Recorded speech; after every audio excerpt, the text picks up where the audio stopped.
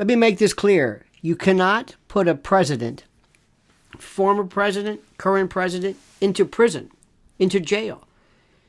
You can't have a former president do 5-6 months a year in Rikers, or upstate Clinton, or on house arrest, or in some minimum security federal institution. You can't do this. And it has nothing to do with politics, and has everything to do with the Constitution, and specifically the role that the president has regarding us. Throw them out. Now, let's get the obvious out of the way. If you happen to have a serial killer president, okay, I understand it. If he turns out to be BTK or Ted Bundy, yeah, I got that. Short of that, this is why I absolutely 100% was behind and countenance and agreed with Gerald Ford in his pardoning of Nixon. You can't indict a president. The whole notion of impeachment itself. The drafters of the Constitution wanted to make sure that you would never, this sounds weird, politicize the presidency, an Article 2 position. That's why in order to remove a president from office, you have to impeach first before you indict. If a president of the United States on TV pulled a gun out and shot his chief of staff or his spouse in front of everyone, you would have to impeach him first. You would have to impeach him first before you indicted him. Or you can indict him all you want, but you cannot have a president removed because of a criminal charge. And the reason why is obvious. All you'd have to do is charge a president with something criminal, and he'd be gone. You would subvert the election, subvert the franchise, subvert the Constitution by doing this. This is precisely what we're talking about. This is precisely why we as Americans have to step back and say, wait, this isn't Donald Trump. This isn't Richard Nixon or Jimmy Carter or Barack Obama. This is the President of the United States, who is accorded and afforded a certain pageantry, a respect, an elevation in the way we speak of him or her. It's that simple. But because we've become so not only ribald and so rebarbative and so contumacious in the way we normally speak as to politics and the like, we've just forgotten all of it. We have lost our minds. How are you going to put Donald Trump, let's assume he's found guilty of falsifying business records? What? And a judge would have sentenced him to Rikers. He's entitled to Secret Service protection. You're going to put a Secret Service agent in a cell with him? What does this mean? How do you mix Secret Service protection, which we must have, with incarceration? You don't do this. But because politics is so mean-spirited, so awful, so horrible, so vicious, so savage in its delivery, we've lost all respect and decorum for the office, not the man, not the woman, but the office.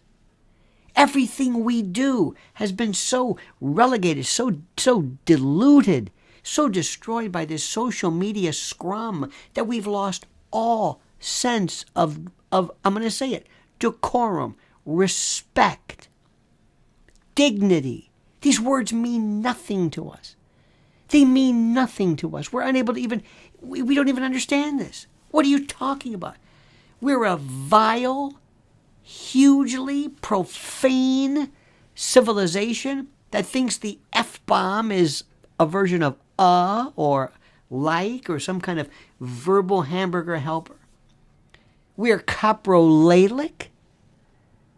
We just don't understand this. We can't even eat. Go to a restaurant. Watch the way people eat with a knife and fork. Watch the way people hold a fork today. What is this? What are you, Pablo Casals? What are you, Mark O'Connor? What is this? Little Vassar Clements on the fork. We don't look each other in the eye. We don't have signatures. We don't write letters. We don't speak. There's no such thing as eloquence. Anything that we used to consider and we used to hold and celebrate in terms of manners and the like, we don't even have time for this anymore.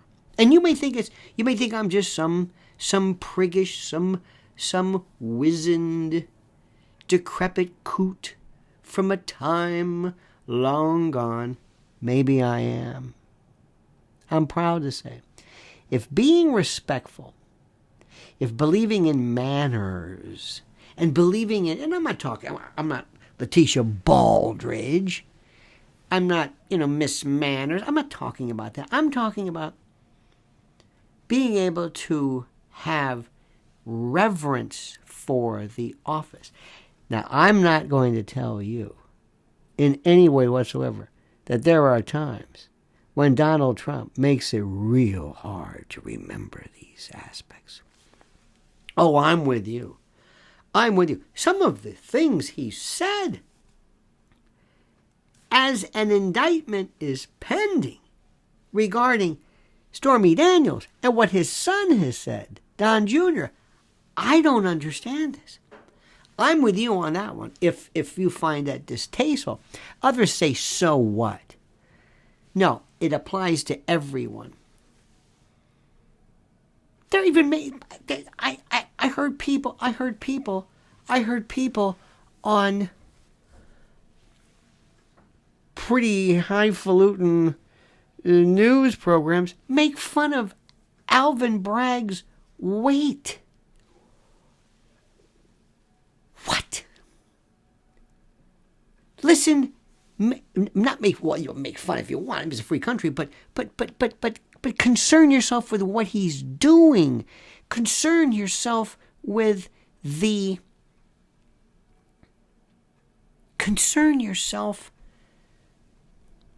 solemnity of the event. Concern yourself with how due process has been subverted. How Donald Trump is looking at an avalanche, a tsunami of every conceivable cases. Tish Baldridge. Tish James, the Attorney General of New York, in her $250 million lawsuit for fraud. The Stop the Steal indictments that are pending and looking likely in Georgia. The January 6th seditious conspiracy stuff, which I'm telling you, hang in. Jack Smith's Mar-a-Lago document case. There's that one.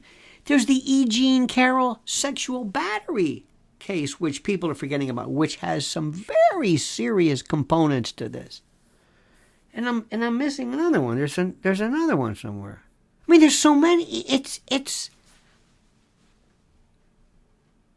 Do you mean to tell me this is necessary?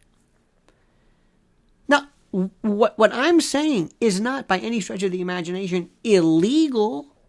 It's not illegal, but just because you can do it doesn't mean that it doesn't violate the policy and the decorum and the rules and the etiquette, if you will, the procedure of our criminal justice system. It doesn't have to be boorish. It doesn't have to be barbaric. It has to make sense. It has to be measured and consistent. I know I'm wasting my time. I know it. Do you think I am? Do you think I'm wasting my time? Do you agree with me? Do you agree? Tell me why I'm wrong. Tell me. Tell me what I'm saying that's wrong. Tell me why you would disagree with me. I want to hear it. Utilize your First Amendment. By the way, like this, because you always got to like it. Subscribe to the channel. Ooh, that's important. And comment as you see fit.